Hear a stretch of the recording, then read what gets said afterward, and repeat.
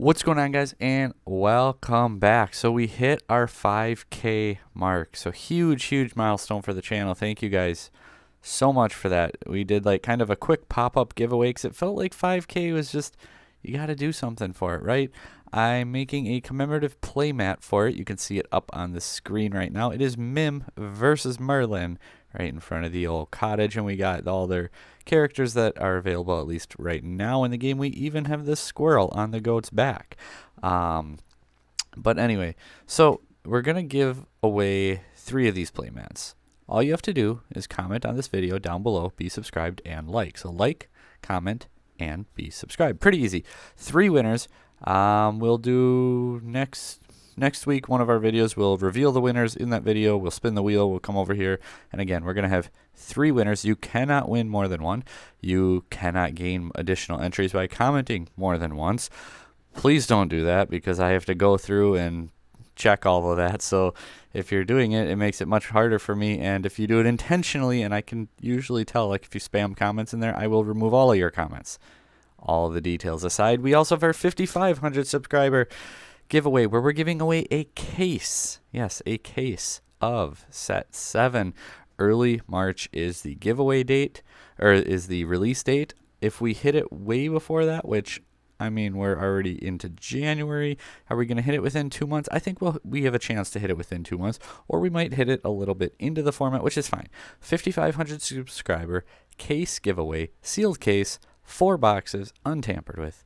Good stuff. So, oh, that's embarrassing. So today, I didn't have time lately. I've been actually really busy, especially with all the holidays and things like that, to do as much testing. And I'm like, what video do I want to do for the giveaway? And it's warm in here. Like, what video do I want to do? I'm like, well, it's a Merlin Mim playmat. Let's do something with Amethyst. And let's be honest, I do stuff with Amethyst all the time. I kind of like Amethyst, always have since set 1. Anyway, we're doing Amethyst Emerald Tempo today. It's an aggressive deck that can also go into the mid game and just control the board state and your resources.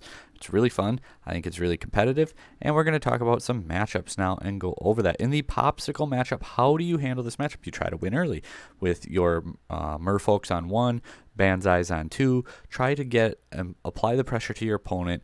Quest out early. Banzai very good in this matchup because it can't get hit by things like an Ice Block plus Sisu or just a Brawl. Ice Block plus Brawl hits a lot of things in the game. Unfortunately, that's just something you have to deal with. But hitting Merfolk Banzai, this aggressive playline on turns 1, 2, and then even 3, or slow their roll on their tempo on turn 4, things like that. So trying to get out to a real aggressive start. If the game starts to creep on, you do have tools like Goat that can close out a game really well, and Go Tamago. Assuming you have 4 ink, they have a character that has some damage on it. They slapped a Maui down to take something out. They have a Tamatoa with some damage on it. If they're not paying attention, you can slap a Tamago down, especially with like the Tamatoa, and you can gain a lot of lore really quickly. Like, think of it this way: you could crash a goat into, say, Tamatoa or a Maui, right? You get your lore from your goat, you put 4 damage on it. You play a Go Tamago, now you get that 4 lore too. So you can get a 5 lore swing very quickly between goat and Go. 6 if you count when goat came into play. So that's kind of the tips versus Popsicle. What about Steel Song? I don't think Steel Song is a super favorable matchup, so that is something to keep an eye on. It's definitely winnable if you're on the play. I don't mind playing more of your other 1-drops, but if you're on the draw, I really don't like to play 1-drops unless it's Diablo, because if they just come back with, like, if they come out Cindy and then they come back with Storm Rage on, I talk about this in Amethyst decks all the time, that you're just kind of losing out on that card early on. You're slowing your own tempo down, you're losing your own pace, you're just losing cards for nothing. But at least Diablo can go ahead and replace itself. So I do really like it in that regard. Cinderella, obviously, for sniping out your opponent's songs is going to be very good as well. Madam Mim Fox, I like the 4 strength, being able to help take care of their cards. In this matchup, you don't necessarily want to go aggro, though. I like to try to control the board state, win the resource battle if possible, which starts with getting those whole new worlds out of their hand. If you can snipe them with Ursula, bouncing your Ursula, replaying your Ursula, things like that, and then just using your draw power to maintain a much more advantageous game state, and then you just slowly overwhelm and win that way. I think that it's a very winnable matchup. I'm not going to say you're favored because you're not, but it's not like an auto lose, you can't win this matchup type matchup. Ruby Amethyst control. Where do I think Ruby Amethyst control goes? I think you can be quick enough. I really do. And they don't have the ramp aspect like Sapphire does. So in that regard, your aggressive approach can win out a little bit faster. And if they try to go like the Flynn route, you have Fox with 4 strength, and you have Kit that can bounce that Flynn back to their hand. And then eventually, obviously, you're going to have things like Elsa where you can exert the Flynn to get rid of it that way. You have Crab plus Fox taking out castles if people are still playing castles. So I don't think that's a terrible approach either. Sorry, I have whatnot going on the phone and just kind of curious. I'm hooked, if you will. But we did get an enchanted in a break, won a few other cards, well, auctions, won, paid more money. Didn't really plan to. So, in that note, though, if you're going to go on whatnot, I would suggest doing it without a beverage in hand, because sometimes you win those things and you have a little bit of buyer's remorse later. But it's all in good fun. Dwarf Mine. This matchup, I think, is unfavorable as well. Just the way it goes, it's very aggressive, and they can ping damage onto you, which can be very difficult. Again, 100% winnable, but they also can come out with that Cinderella 1, and then like multiple characters 2, Sing Strength, Sing Storm, apply pressure that way. In addition, once they get the Dwarf Mine down, they can go ahead and move characters. They're pinging 1 or 2 damage per turn per location. It can be very difficult, and they control, and not only do they control you, they win very, very quickly. That deck is a very fast deck for what it is. Things like Cloud Kicker, I guess, could have been up here. A lot of your 3-drops are going to be good here. Your rush characters, rushing is going to be good into any aggressive matchup. Your Crab is going to be very helpful because you can boost characters, obviously, to take out that location early. Like Banzai plus Crab, your Banzai could take out the location in 1 hit. That's pretty good. Things like Cloud Kicker, we already said that kind of, but for bouncing, say, Piglet or Daisy, these multi-questers that have that low cost to them, bouncing them off the field so that your opponent can't jump out too far ahead of you. You really want to, in this matchup, stabilize the board and control it. You're not going to out-aggro them, because once they get the locations down, they just start moving to the location. They're going to start wiping your board. So controlling the resource game, controlling the board state, and then as the game starts to go on, like say turn 5 or so, now slap down 2, 3, maybe even 4 if you have a lot of low-cost characters.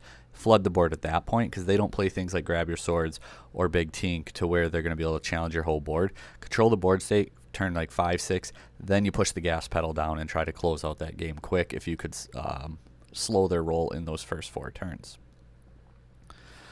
Versus other aggro type decks, Cloud Kicker, Fox, these are going to be your main cards.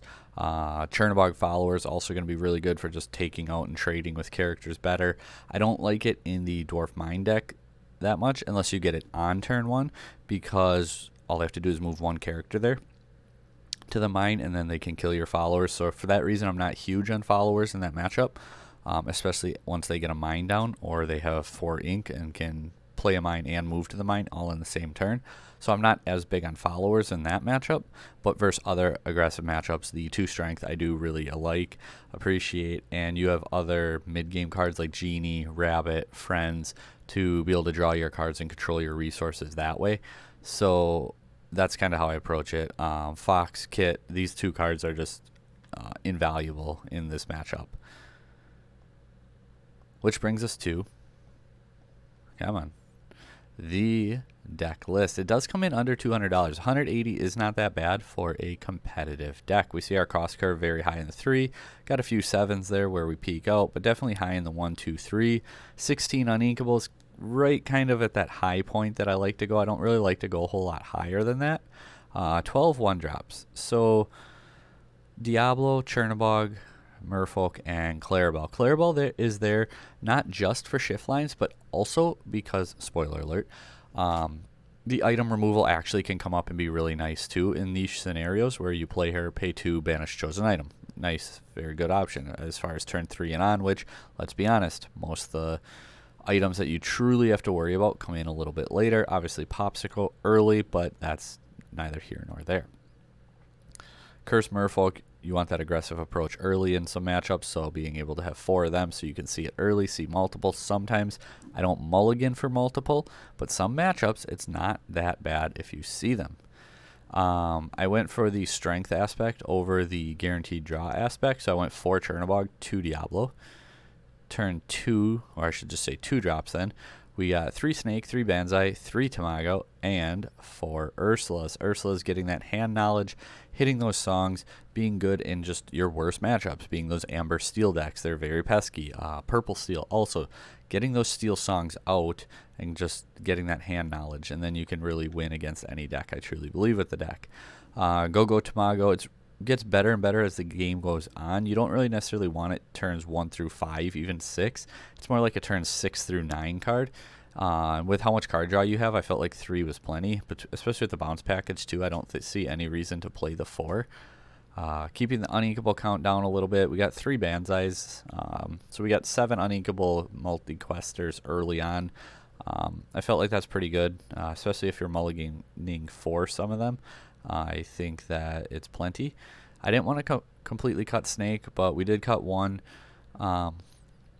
Being able to bounce Ursula, bounce Go-Go, bounce your Fox. Bouncing Fox, by the way. I mean, I did mean to say that. It's just really efficient because then you can potentially heal your Fox. Then you get the Rush character back in your hand. So next turn, it's like, okay, my Snake can challenge. Then I can bounce it with my Fox. That can then challenge. And you just apply multiple pressures that way.